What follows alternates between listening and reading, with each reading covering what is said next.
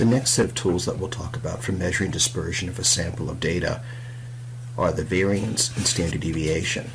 What we'll find in more advanced techniques and some of the tests that we'll talk about later on in other sessions, the standard deviation and variance are more likely measures of dispersion that will be used. And here's the formula for the variance. Notice that when we go about solving for the variance, we first of all will solve the numerator first and then solve the denominator second. In terms of the numerator, we'll solve first of all within the parentheses. And the very first thing we'll need to do then is to find x bar, or to calculate the mean for our sample. See that the mean for the formula has been included onto the sheet, and x bar equals the sum of all the x's in that column divided by the total sample size. You'll notice at the bottom of the column of murders per 100,000 population, I have one cell entry for the sum of x sub I. That means adding together all the values for those 17 states in that column equals a value of 125.9. Then n refers to, of course, the number of cases, and we have 17 cases in this sample. Now computing x bar is nothing more than dividing 125.9 divided by 17, or a value of 7.4. So the typical state among the southern states in the sample is 7.4 murders per 100,000 population.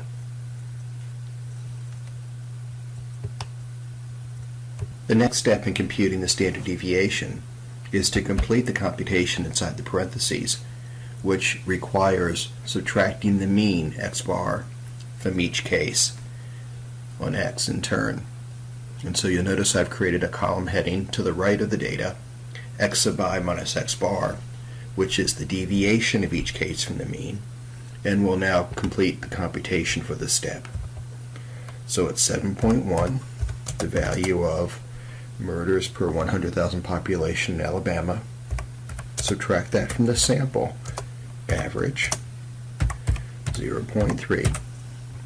Now we take Arkansas's 6.3, subtract from that the sample average or mean of 7.4, and that's a value of, will result in a value of minus 1.1. Now we take 4.6, which is the murder rate for Delaware, subtract from that the mean for the sample of 7.4, and that results in a value of minus 2.8. And then the District of Columbia, 24.4, minus the sample mean of 7.4, is 16.8. So it deviates above the mean by 16.8 murders per 100,000 population. And now I'll complete the rest of the computations for the mean deviation.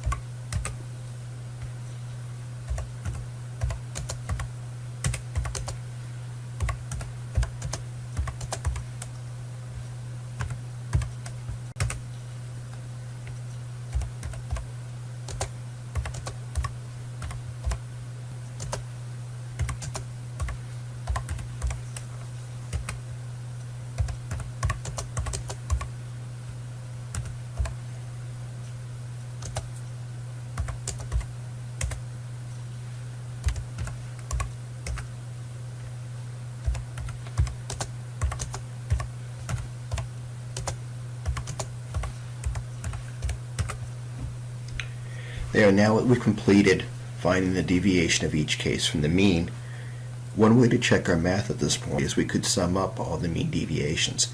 If we've done the computations properly, the mean deviation should sum up to a value 0. In this case, if we actually sum up these values, we get a sum of the mean deviations of 0.1, a little bit off the 0. Well, that's purely a function of the fact that we've rounded off the mean to the 10th, 7.4. If we took the mean out beyond the 10th and proceeded to compute the mean deviations at that higher degree of accuracy, we would find that our mean deviations would sum up to be relatively close to 0. So the fact that it's 0.1 for the sum of mean deviations is really not important for us at this point, because it's just a function of rounding error. Begin solving outside the parentheses. And you'll notice to the left of the parenthetical statement, the sigma indicates we should add up the mean deviations, while to the immediate right, the square indicates that we should square the mean deviations. Keep in mind that multiplication and division are performed before addition and subtraction. So in this case, even though we're told to perform both operations simultaneously on the mean deviation, we will first of all square those terms, and then we proceed to add them up. So the next step will be to create a column where we have x sub I minus x bar square, or what we'll call the mean deviation square for each case.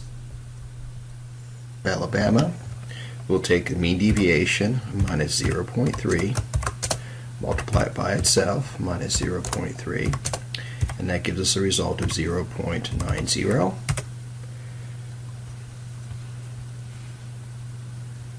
Then for the state of Arkansas, it's its mean deviation of minus 1.1 times itself will result in a value of 1.21. And now for Delaware, its mean deviation of minus 2.8 multiplied by itself will equal 7.84. For the District of Columbia, its mean deviation of 16.8, multiply it by itself, is 282.24, and now complete the rest of the states.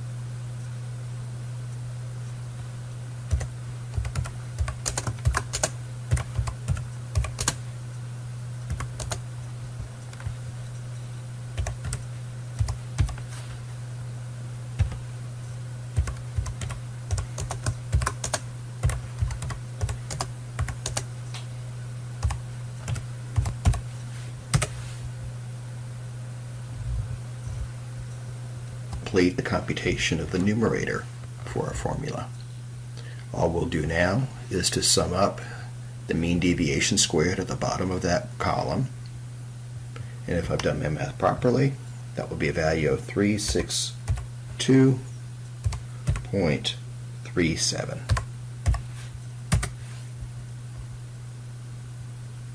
All that's left now is to substitute our values into our formula. Complete our computation of the standard deviation. There's another measure of variation that utilizes the sum of the square deviations from the mean, and that's the variance, indicated by lower s squared. So I've entered in our data into our formula. The sum of the mean deviation squared of 362.37 and divided it by n minus 1 or 17 minus 1, and that gives us a value of 22.65. Now, of course, you'll notice that the formula for the standard deviation and the variance are almost identical, the only difference being that the standard deviation is taking the square root of that value. So what we'll see here is that the variance is the next to last step before computing the standard deviation. Now, the variance for a value of 22.65 does not have much inherent meaning. Instead, what we'll do is take the square root of the variance, take the square root of 22.65, to return our units back to values that are comparable to what we started off with, and that is murders per 100,000 population. Standard deviation, I could merely take the variance of 22.65 and take the square root of it, which gives us a value of 4.76. But I've also shown you step by step in the formula for standard deviation its computation from the data we've computed here in this exercise. Now the value of 4.76, since we've gone back to our original units by taking the square root of the variance, the standard deviation is in units that are more directly interpretable than is the variance, and that's why you see the standard deviations tends to be reported and interpreted more often.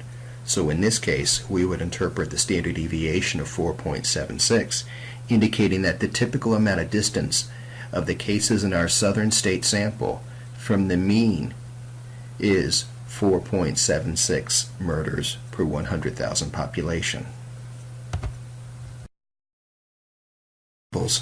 I've computed the standard deviation and variance for a sample of western states for the same variable.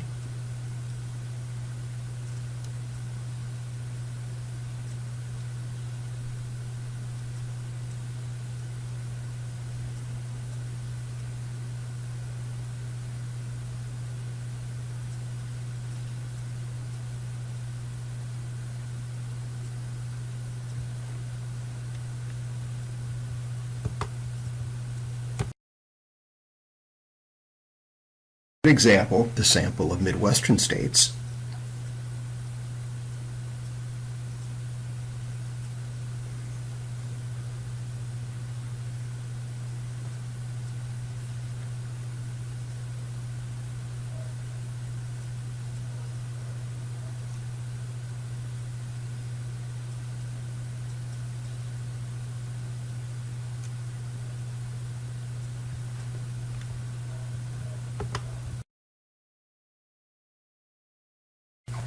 Illustrates the same computations for a sample of northeastern states.